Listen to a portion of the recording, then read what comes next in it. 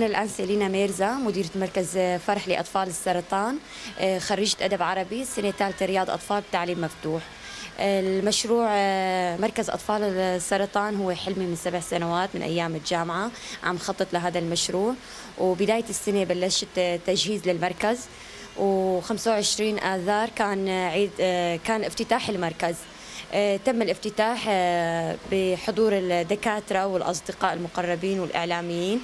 المركز بيضم نشاطات حسية حركية ذهنية للأطفال، تركيز على مواهب الأطفال، تقديم المهارات لأطفال السرطان.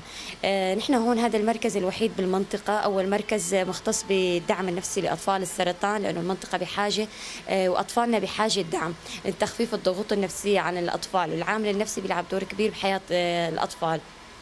المركز بيضم نشاطات متنوعة، وبيضم كمان الأطفال حالاتهم متنوعة، منها سرطان كلى، عندنا سرطان الدماغ، عندنا لوكيميا، عندنا حالة كمان تلاسيميا. أنواع السرطان اللي عندنا إياها كلها ما بتشبه بعضها، يعني كل نوع بيختلف عن الثاني. أطفالنا من معشوق من ديريك، عندنا أطفالنا من تشل آغا، عندنا أطفالنا من هون قرقيلقي.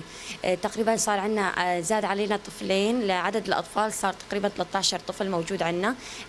هو هدفنا إنساني، نحن المشروع شخصي، المشروع أبدا ما في منه مربح مادي نهائيا. الأعضاء اللي هون متطوعين كلياتنا متطوعين بالمركز كرمال ندخل الفرحة والسرور للأطفال، ونخفف الضغوط النفسية عن الأهالي كمان.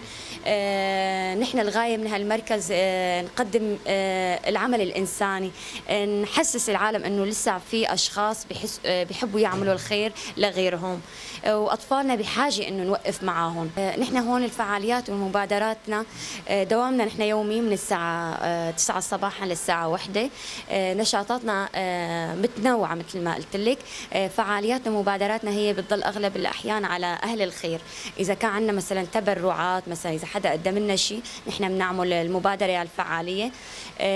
بتشكر كل شخص. كبداية ما فتحنا عملنا الافتتاح، ولهالوقت نحن ما وقفنا نهائيا. أهل الخير بعثوا لنا تبرعات للمركز، ونحن كنا نعمل فيها مبادرات.